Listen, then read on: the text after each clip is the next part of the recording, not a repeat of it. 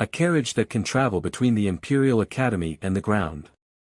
Adele stares at the carriage, marveling at its grandeur.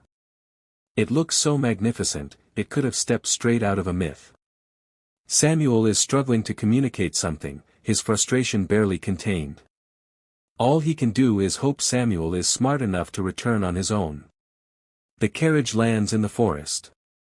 Adele notices immediately, trouble.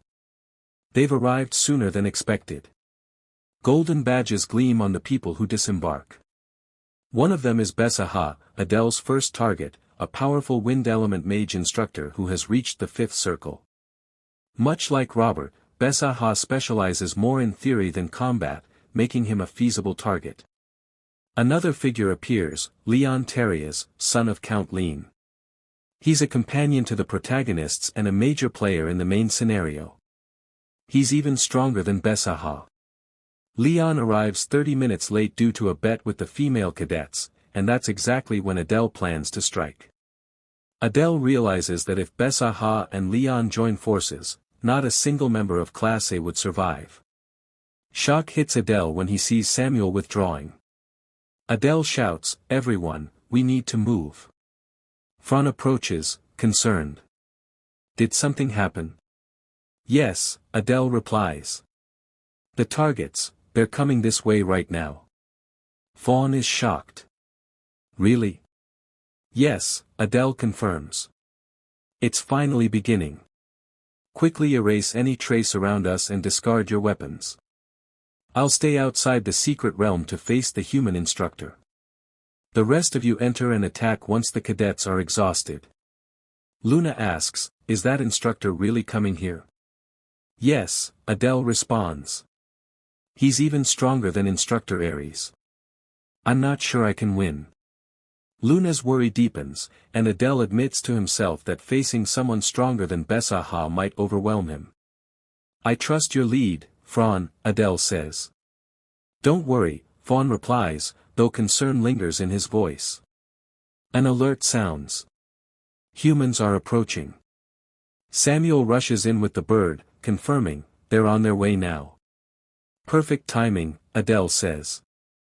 I just confirmed it through Shijo as well.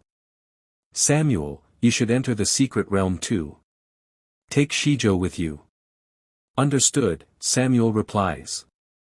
He hesitates for a moment before asking, are you really going to face the instructor alone? Yes, Adele answers firmly.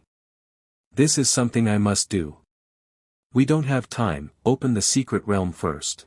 Don't die, Samuel warns. Adele laughs lightly. I'll try. And be cautious of the golden-haired, tan-skinned human. I will, Samuel promises. He opens the door, shouting to the other cadets. Adele silently hopes the kid can hold out until he returns after dealing with Bessaha. Beating Leon, however, is another matter entirely. Adele takes his position on a nearby tree, keeping a careful watch over the floating door. Everything is prepared. Now, all that's left is for them to arrive. The students and the instructor from the Human Academy finally reach the location. The instructor announces, this is where you will do your field training today, showing them the floating door. Adele notes silently, they've arrived. All right everyone, pay attention, the instructor commands. One blonde student, Leon Terrias, behaves disgracefully. Sylvia confronts him. This ends today, she says, prepared to enforce the consequences of their bet. Leon laughs. So you're saying Sylvia will be mine? The instructor interrupts sharply. Stop the useless chatter and focus. Leon falls silent. You all know what to do once you enter, right? The team that clears it first will receive a reward. Do your best, the instructor declares. The students cheer in agreement and begin entering the secret realm. Adele observes carefully, they're going in. Adele thinks to himself, the human cadets are vibrant and full of life. We were raised as pawns of war, and yet in the end it was always the Saitan cadets who lost, especially because of that one guy too busy playing love games. Sylvia, as promised, I will start the raid in 30 minutes. Do your best, Leon taunts. Well, whatever happens, you will be mine. That's not going to happen, Sylvia replies firmly. Let's see about that, Leon laughs, but the instructor cuts in again. What are you two doing? Get inside already. Sorry, Sylvia says quickly. Yes, understood, Leon replies. Adele watches, tense. Finally, the instructor is alone. He surveys his surroundings, moving with calculated precision. Suddenly, he releases green, wave-like wind projectiles. Adele is shocked, barely holding on as the old forest glows bright with green light.